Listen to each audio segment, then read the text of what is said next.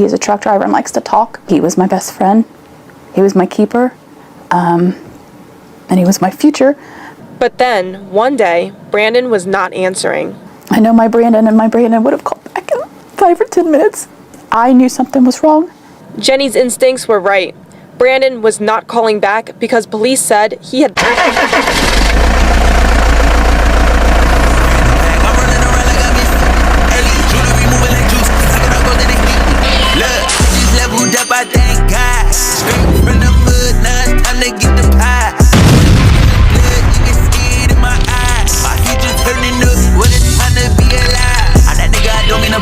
But I'm getting too nice with this. Ain't no way that I'm going outside. My pockets been heavy as shit. What's poppin', M2T? It's your boy Ron on the channel to be. Don't forget to hit that like, comment, share, and subscribe button whenever you pull up to the channel.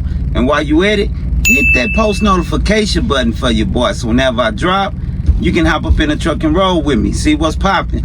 How's it going, fam? How everybody doing? Man, I appreciate y'all pulling up on your boy today, man. Kicking it with me, riding with me, just hopping up in the truck and seeing what's going on, you know what I mean? Y'all can be doing other things, but instead y'all choose to tune in and see what your boy talking about and what your boy got going on for you.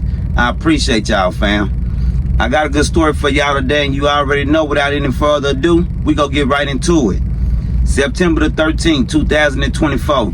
After only 1 hour of deliberating, a Shelby County jury found 49-year-old trucker LaShawn Hughes guilty for the 33-year-old trucker Brandon Tyler Welsh. I'm about to show you the videos, the in-court testimony, also the closing arguments of each side to this case. I want you guys to pay very close attention to the details with this case, especially the videos. But not only the videos, the testimony that was given in this case. All right? Now, you do know that YouTube is going to allow me to play certain audio. Okay? So when you guys hear the blurs and the beeps and the pauses, when you see that, that's because YouTube only allow content creators to play certain audio. I don't know why they do that, y'all, but they do that. And I believe it's because sometimes the graphic nature of the audio or the graphic nature of the photos or video. Okay? So don't let that deter you from paying attention to this case. All right? So without any further ado, let's check it out.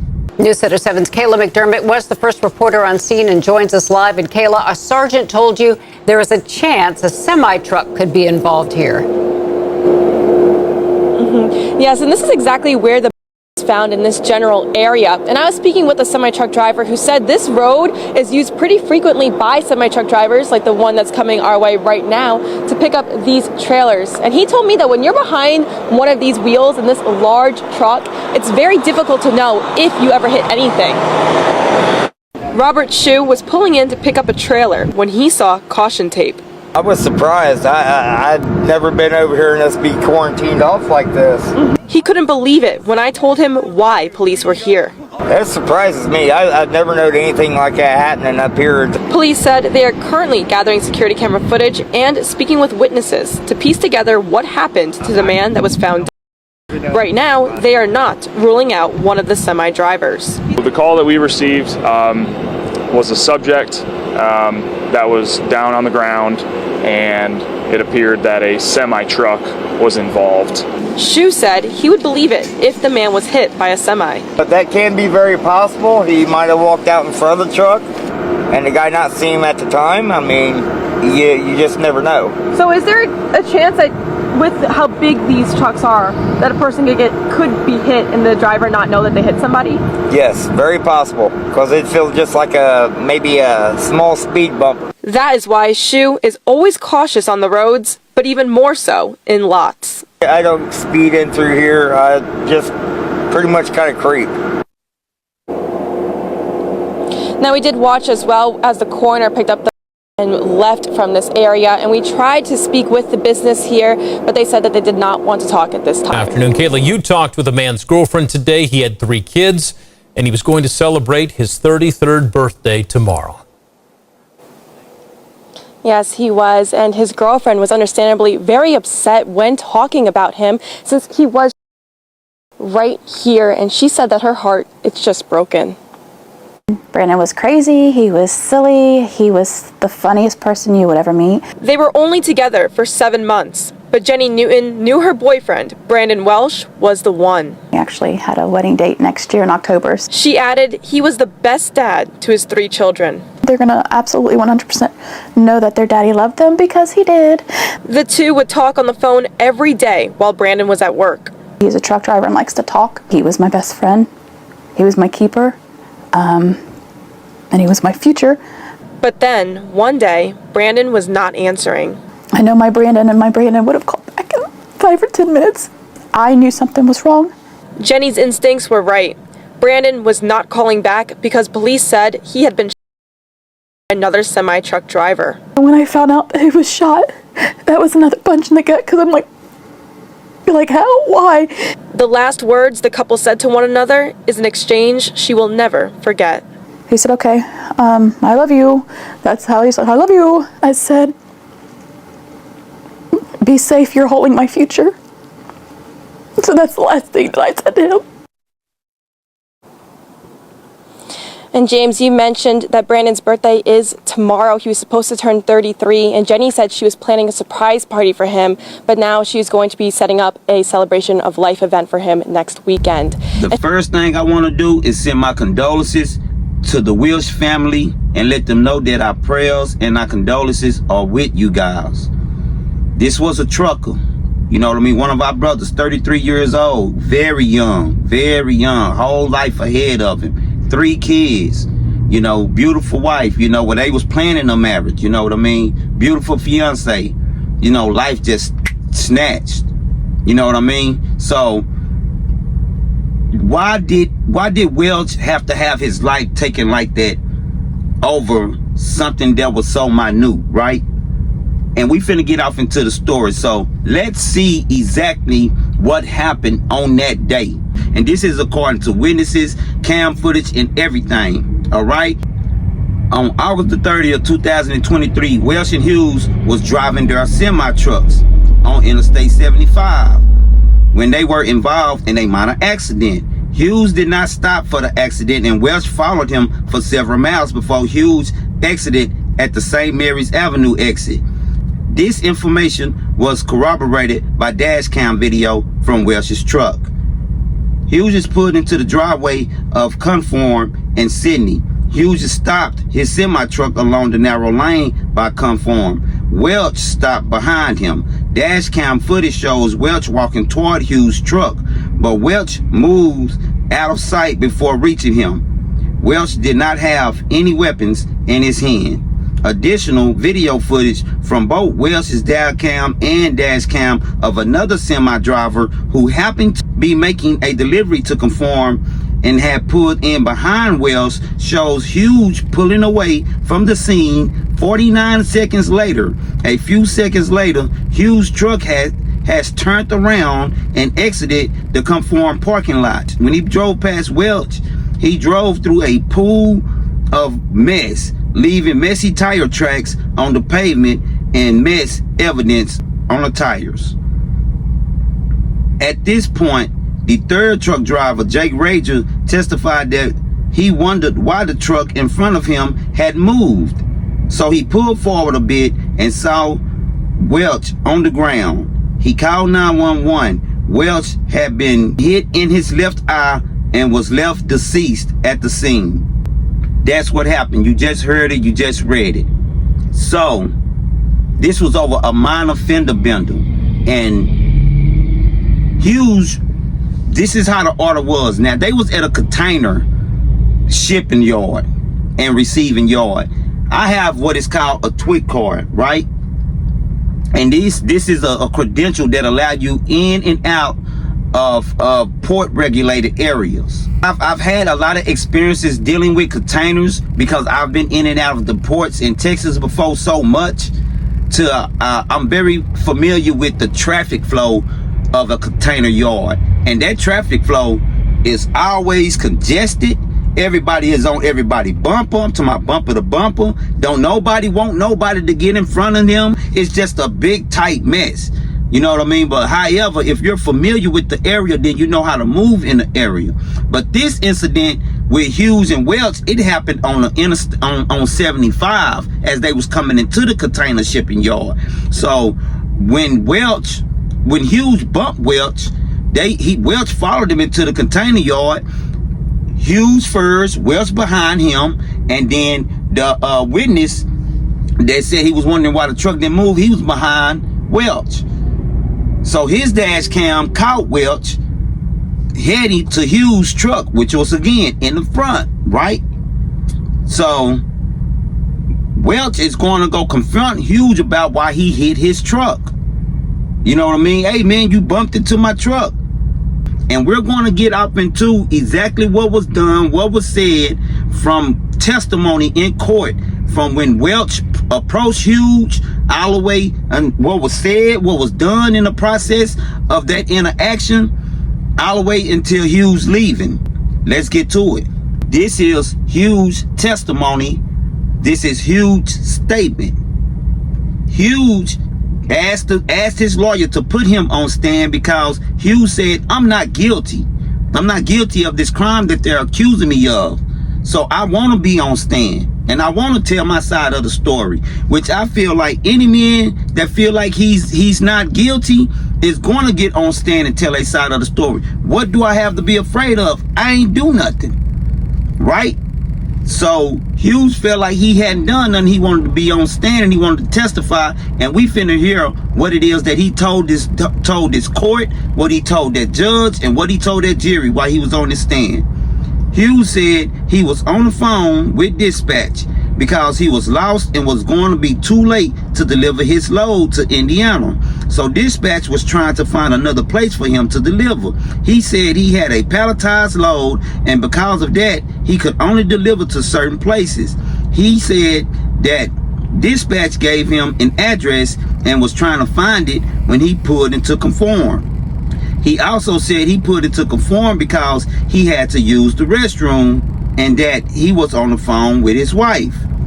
Hughes said that when he was using the restroom at conform, he heard someone banging on his truck. So he came to the front. He described Welch as looking agitated and upset. When Welch told him he hit his truck, Hughes said he would get his paperwork and told Welch to get his. Hughes said at that point, Welch yelled obscenities at him, opened Hughes' door, and began to pull Hughes out of the truck by his leg. He said he hit his shoulder on the steering wheel and he was worried that if he was pulled out of the truck, he would hit his head, and people have died from similar head injuries. So he reached into the panel of his door and pulled out his firearm that he kept there. Hughes said he also panicked, which is why he left the scene. He called his wife and was trying to figure out what to do. He said he didn't hear the police sirens or see the lights because he was on the phone with his wife. Hughes said the reason he threw it was because he was scared that if he still had the where he stopped for the police, he was afraid they would shoot him because he had a white man. Hughes was described as a black man. Hughes says he is not a black man. He is a Moor. That's Hughes' testimony. Hughes say he was using the restroom, right? And he heard banging at his door.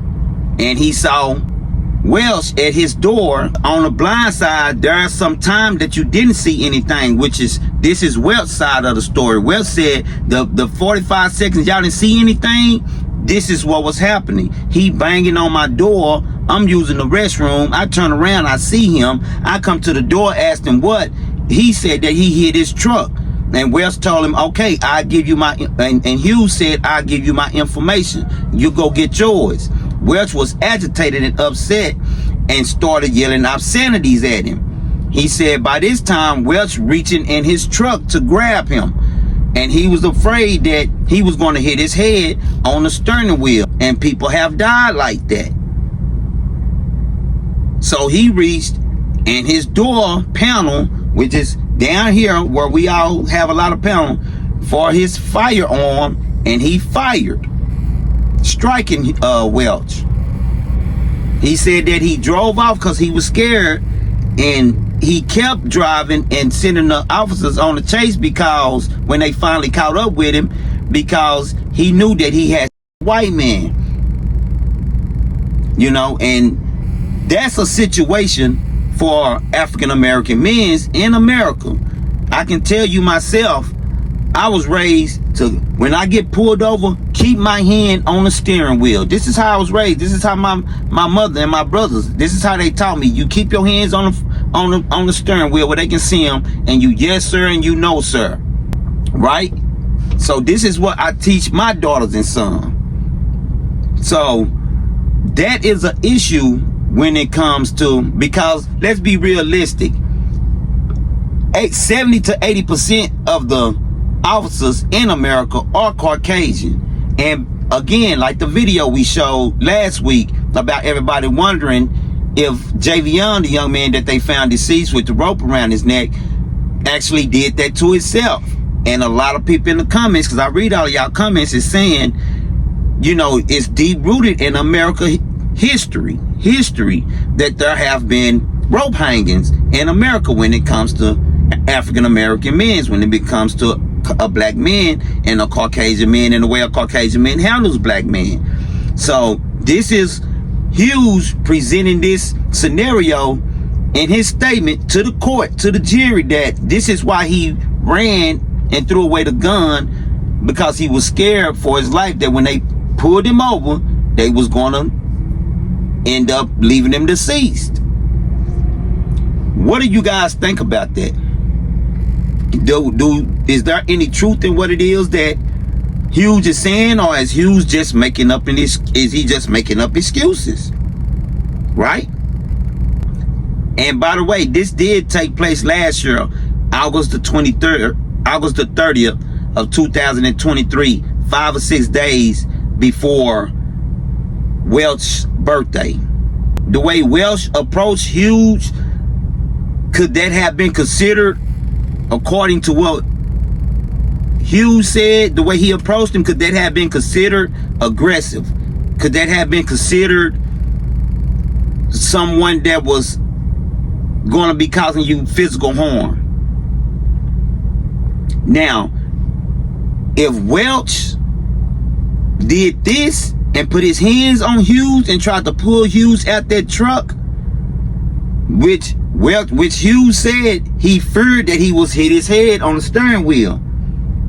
If Welch physically put his hands on Hughes, then that's a whole nother different situation.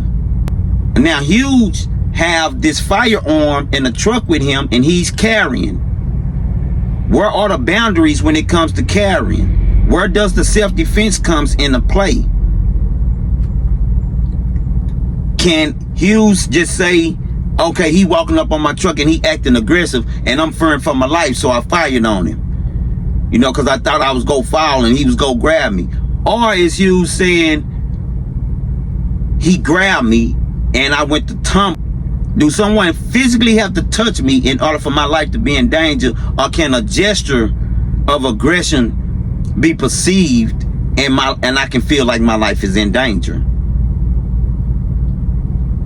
And if so, by law, stand your ground. If you feel like your life or others around you life is in danger, then you have the right to preserve your life.